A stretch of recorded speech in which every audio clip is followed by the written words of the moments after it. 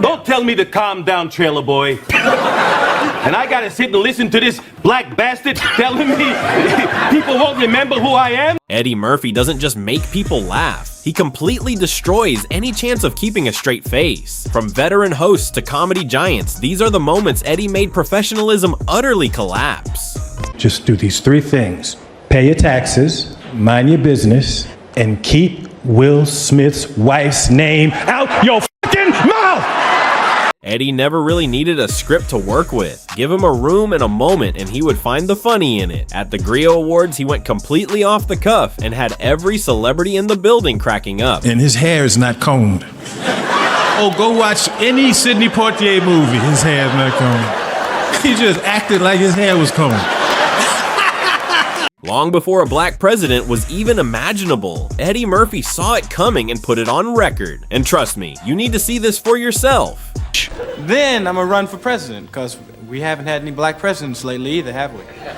Somebody black should run, it'd be different. There's nothing to lose, it'd be fun, man. It can't get no worse than it's been the past 100 years. I figured, why not take the risk? Everybody's afraid to run, though, because they know that even though it's 1982, it's still a risky business to be the first black president. You know, you have to give speeches like this. My fellow Americans, as the president I feel, we the people must get together and join hands. Oh, you watch these people over there? I don't think they're too happy about this.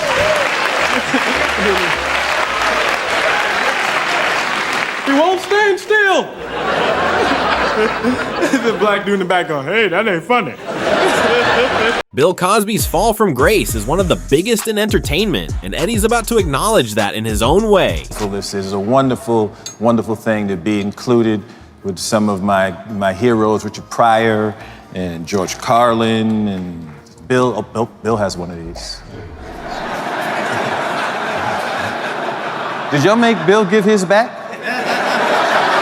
No, because I know there was a big outcry from people. They was trying to get Bill to give his trophies back. You know you f***ed up when they want you to give your trophies back. But he's already won so many awards, so he thought, hey, why not let Bill Cosby have this one? He should do one show where he just come out and just talk crazy now. I would like to talk to some of the people who feel that I should give back my trophies. Just because you may have heard recently that I allegedly put the pill into people's chocolate. Tracy Morgan has always been Eddie's most devoted fan, which makes this impression the most powerful tribute he could ever receive. And he also told me, I thought this was interesting, you play cook in this film. Do you cook at all at home? I'm not a good cook. Because Tracy told me that he went to your house and you made him, as he said over and over again to me, ballpark Franks. He said, I went over there, he made me Franks, ballpark Franks. Yeah, that's it.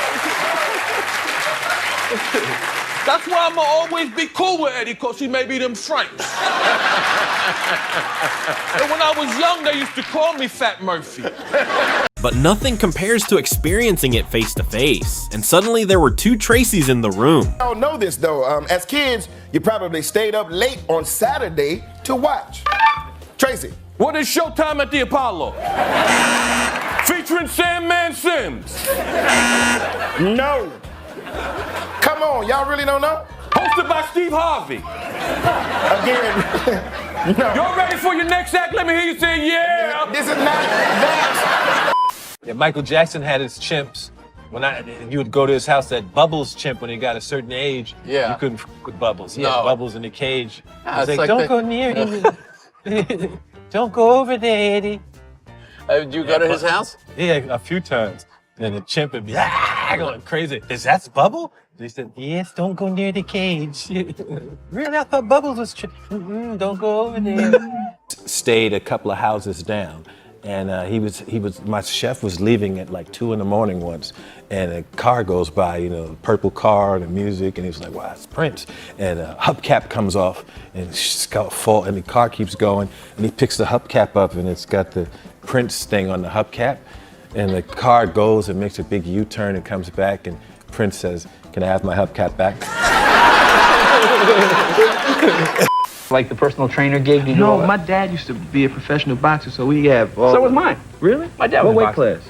My dad was a lightweight. Really? Yeah. My dad was lightweight too. Really? I remember my dad just kicked the hell out of your dad.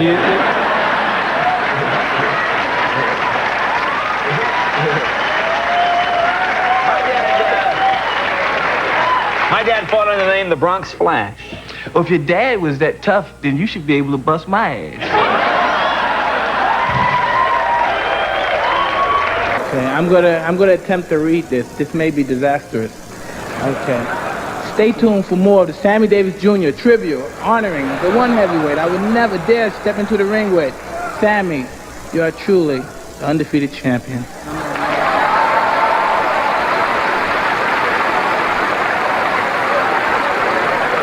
The producers of the show was hoping you'd have a little more feeling of more Mike, a little bit more Mike Tyson, more Mike Tysonism, like. Hello, ladies and gentlemen. Sammy and I would like. Am I wrong? Did I have an Eddie Murphy doll? There was no Eddie Murphy doll. There was never an Eddie Murphy doll. No, but I was approached for stuff like that when I was, they would come and say, "Hey, Eddie Murphy doll." The most ridiculous one was Eddie Murphy chocolate.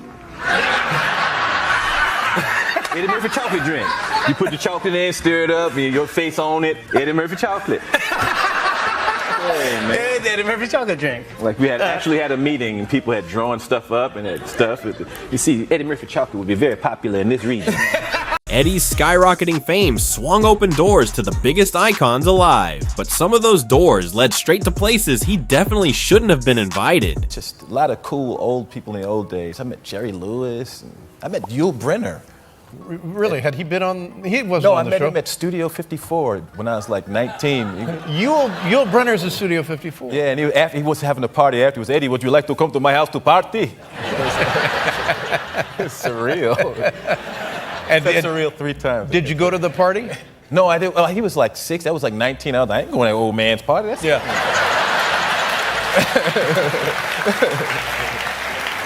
Dating is tough for everyone in this era, but Eddie has already pinpointed exactly where it all goes wrong. Meet a woman and everything is perfect and she won't do anything. It's a trap. Sometimes it backfires because a lot of women play these games with sex, and ladies like sex just as much as we do, guys, but they act like they don't. But they do. It's not a woman. It's not a woman in this room right now wouldn't rather be somewhere else with a nice stiff one in them. Don't you let them fool you.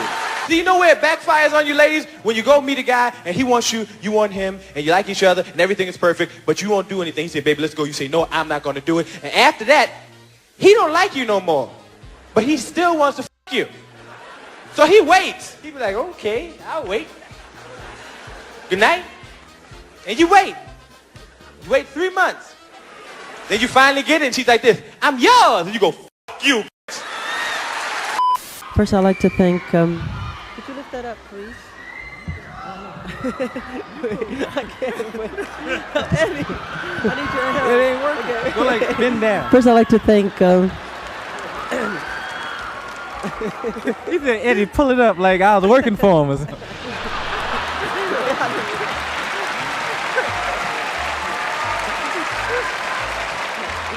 And I started to do it too. I was like, "Yes, Mike." Wait, what am I doing?